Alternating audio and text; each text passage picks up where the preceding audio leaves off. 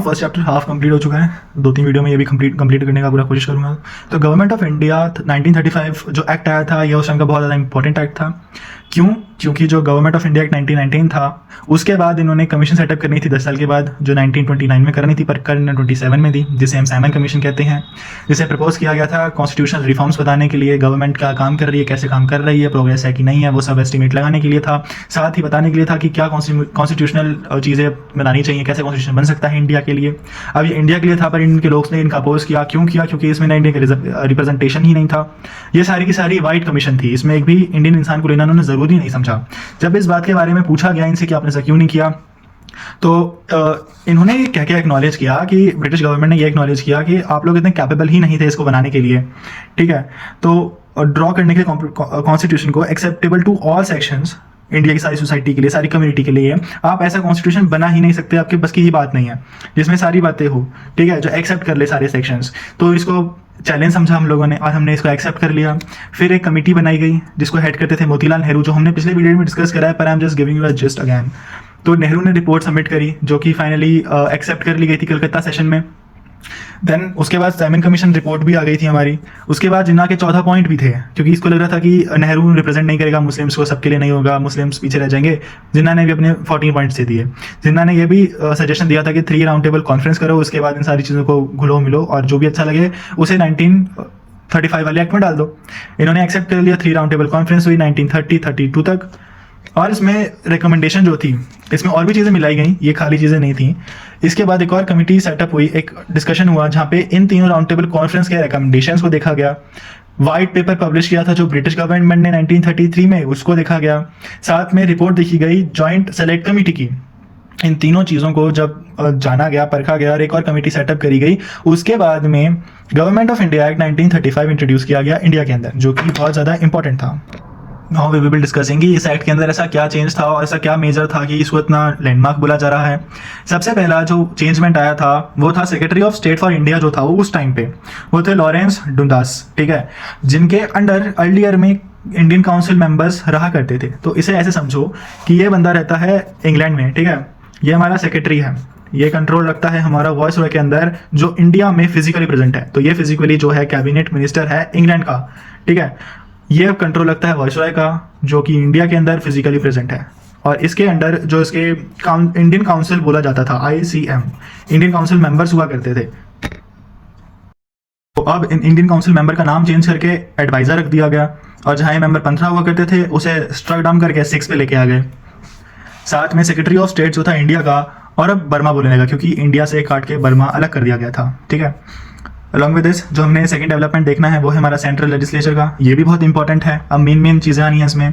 अब इस्टेब्लिशमेंट करी उन्होंने ऑल इंडिया फेडरेशन की, यानी कि इंडिया में प्रोविजनल और प्रिंसली स्टेट्स, इनको कंबाइन करने की एक कोशिश करी, जैसे कहते हैं ऑल इंडिया फेडरेशन, जिसके अंदर दोनों चीज़ें होंगी। अब क्या हो गया, जो प्रिंसली स्टेट थे यानी कि जहाँ पे प्रिंस या फिर किंग रूल किया कर रहे थे, उनको एक इंस्ट्रूमेंट ऑफ एसेशन साइन करना था ताकि वो फेडरेशन ज्वाइन कर सके, पर उसमें वो लीस्ट इंटरेस्टेड दिखे और इसकी वजह से प्रिंसली स्टेट्स का इसमें दिख पाना मुश्किल था, ये आए ही नहीं वो लोग।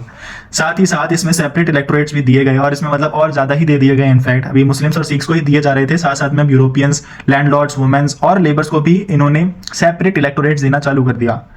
आई होप आप जानते होंगे सेपरेट इलेक्टोरेट्स, अगर आप नहीं जानते तो कमेंट में बता देना, मैं बता दूंगा। इसके बाद हम डिस्कस करते हैं सेंट्रल लेजिस्लेचर जो हमारा था, जिसे हमने अभी देखा था कि अपर हाउस और लोअर हाउस है।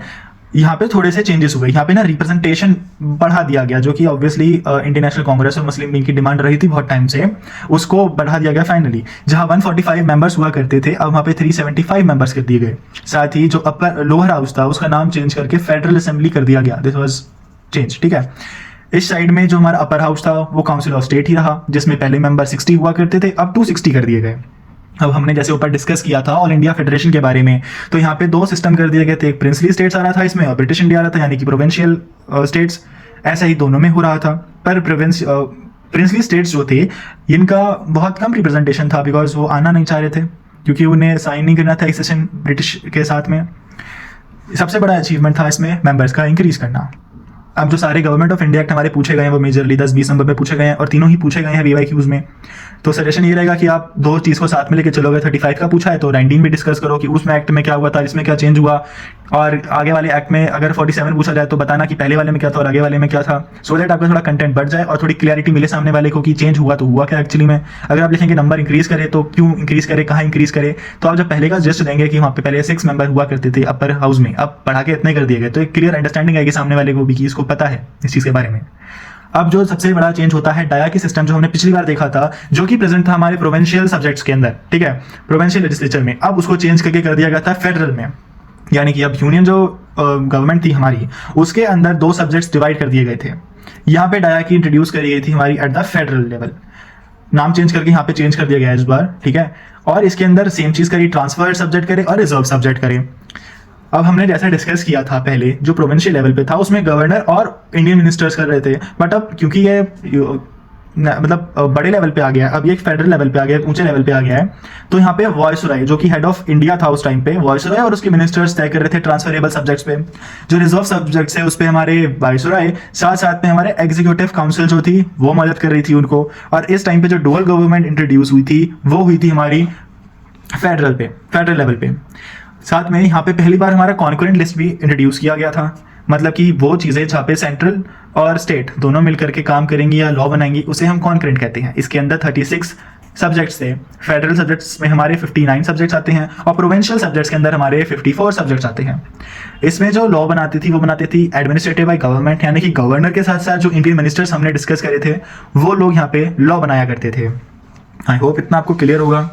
साथ में यहाँ पे थोड़े पॉइंट्स आगे से डिस्कस कर लेते हैं। लाइक डाया की सिस्टम जो थी यहाँ पे सेंट्रल लेवल पे इंट्रोड्यूस की गई थी और ये रिकमेंडेशन पे हुआ था साइमन कमीशन के, ठीक है। ये वाला मेजर इसका क्या कह सकते हैं बैकबोन था या फिर मेजर इफेक्ट था। साथ में रेसिडुअल सब्जेक्ट, यानी कि वो सब्जेक्ट्स जो तीनों में ही फॉलो नहीं कर रहे, ना सेंटर में, ना स्टेट में, ना कॉन्करेंट में, अब उसका क्या होगा, उसके ऊपर वॉइसरॉय के ऊपर पावर है कि वो उसके ऊपर कुछ भी लॉ बना सकता है। साथ में अब डिस्कस कर लेते हैं जो सेंटर था वो इंटरफेयर नहीं कर सकता था लॉ जो कि प्रोविंस ने ऑलरेडी बना दिए, यानी कि प्रोविंशियल लेजिस्लेचर ने जो भी लॉ बना दिए उसके अंदर सेंटर अब इंटरफेयर नहीं कर सकता। अब तीसरा मेजर चेंज क्या हुआ था वो डिस्कस कर लेते हैं। प्रोविंशियल लेजिस्लेचर में हमने सेंटर की बात कर ली, अब हम प्रोविंस लेवल की बात कर लेते हैं। हमने लास्ट टाइम जब डिस्कस किया था 9 प्रोविंस बना दी गई थी, अब उसकी जगह पे 11 बढ़ा करके और 11 प्रोविंस लेजिस्लेचर बना दी गई हैं। और साथ में यहाँ जो है ना बुर्मा निकाल दिया गया था, क्योंकि बुर्मा भी उसमें इंक्लूडेड था, पर बुर्मा का तो इंडिया से ही सफाया कर दिया, उन्होंने काट के अलग देश बना दिया, इस वजह से इसको हटा दिया गया। साथ में मैंने आपको बताया था डाया की इंट्रोड्यूस करी गई थी प्रोविंशियल लेवल पे, जिसको हटा करके अब रिप्लेस कर दिया गया प्रोविंशियल ऑटोनॉमी के साथ, ठीक है। कुछ अदर फीचर्स भी आपके साथ में लिख सकते हो जिससे आप कंटेंट थोड़ा बढ़ा सको। सबसे पहले कि फेडरल कोर्ट का एस्टेब्लिशमेंट किया जाता है 1937 के अंदर। यही फेडरल कोर्ट जो था डिस्प्यूट रिजॉल्व करता था, 2 स्टेट के बीच में हो जाए तब, या फिर सेंटर और स्टेट के बीच में हो जाए तब। इसके साथ साथ ये काम करता था कॉन्स्टिट्यूशन को इंटरप्रेट करने का, और जैसे हमने लास्ट में कहना चालू कर दिया था सुप्रीम कोर्ट, तो दिस वॉज नीव फॉर द सुप्रीम कोर्ट, ठीक है। सबसे पहली बार रिकमेंडेशन मिला था RBI यानी कि रिजर्व बैंक ऑफ इंडिया को स्टैब्लिश करने का 1935 के बाद। All India federation was never implemented. जैसे कि मैंने बताया कि प्रिंसली स्टेट्स ने ईगरनेस दिखाई नहीं ज्वाइन करने के लिए, तो जो ऑल इंडिया फेडरेशन था वो एक फ्लॉप हो गया, वो इम्प्लीमेंट ही नहीं किया गया कभी। हमने लास्ट टाइम 1990 में डिस्कस किया था 17,000 वोटर्स बनाए गए थे एलिजिबल। इस टाइम पे वोटर्स की संख्या बढ़ा करके 30 मिलियन 3 करोड़ कर दी गई थी। साथ में जो 1935 गवर्नमेंट ऑफ इंडिया एक्ट है, ये सबसे लंबा एक्ट है जिसके अंदर प्रियम्बल भी नहीं दिया था, जिसके अंदर 321 सेक्शंस थे, 14 पार्ट्स थे, 10 शेड्यूल थे। ये इसकी सबसे बड़ी कामयाबी थी और ये एक of the main of the क्या बोलते हैं नेल था while making the Indian constitution, क्योंकि उसके अंदर काफ़ी बल्क में इससे चीज़ें उठाई गई थी।